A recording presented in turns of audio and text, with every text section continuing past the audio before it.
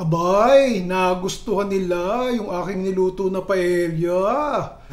Ako po'y nagluto ng paella sa aking mga pamilya nung ako po'y bumisita sa Las Vegas at nagustuhan nila. 3 gatang po ire.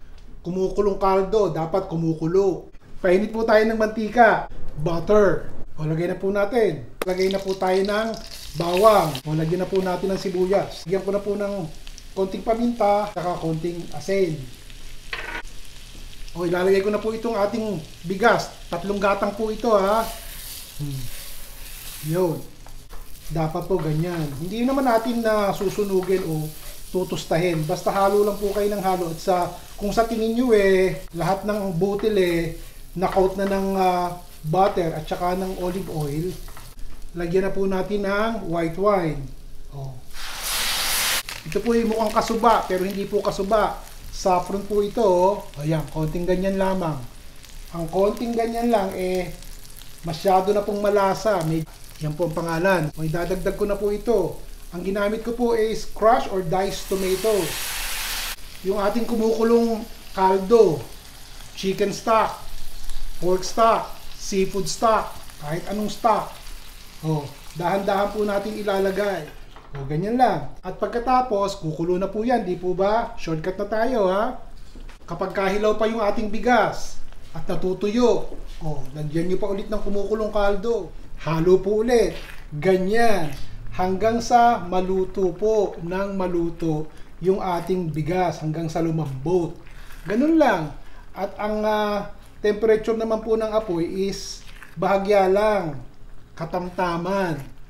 O sandali, baka po magulat kayo. Yung susunod na scene nito, hindi ko na po kusina. Ito po istorya niyan. Habang hinahalo ko, sasabihin ko sa inyo.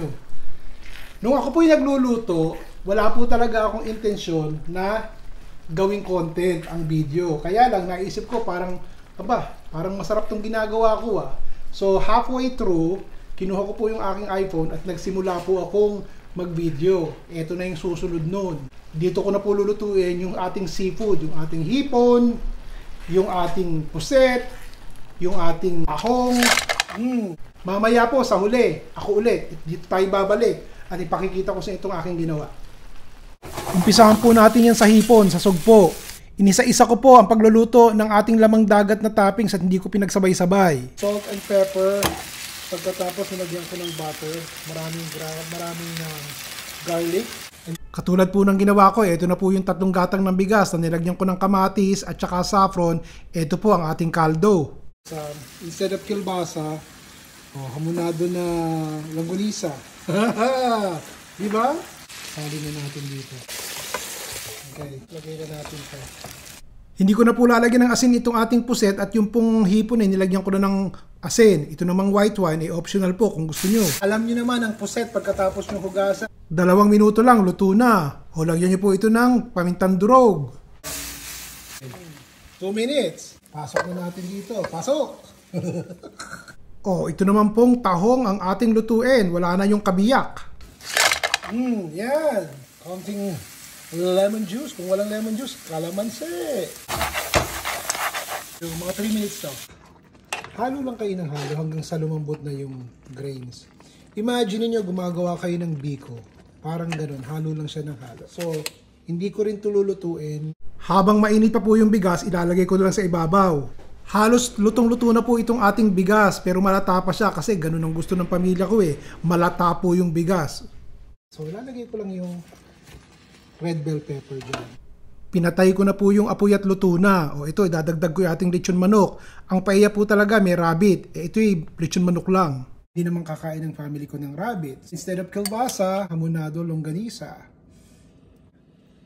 So, ngayon, idadagdag ko na siya doon. Yung semi-frozen piece. Pero para sa inyo, tatapusin ko na yung konti. So, alam nyo na kung ano pa paano nyo ipe-present. Yan. Ilagay na natin lahat.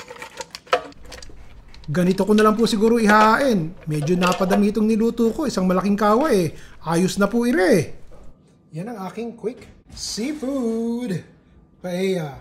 Hindi pangkaraniwang pagluluto ng paella, but good enough for my family. Always remember, kailangan ang lulutuin nyo magugustuhan ng mga kakain. Sandali, papatayin ko muna ire. Nagustuhan niyo po ba? O yung po ang style ko ng pagluluto ng ating seafood paella. Medyo marami-raming ricado ng kaunti. Dahil ito naman po ay isang okasyon, celebration. Kaya kung kaya ng budget, ng bulsa, kung minsan Pasko, Bagong Taon, birthday, anibersaryo, kasal, o yun ang lutuin nyo at palagay ko magugustuhan din ng mga kaibigan at kapamilya nyo. Ayos po ba? Sa susunod po uli, si Ron Bilaro.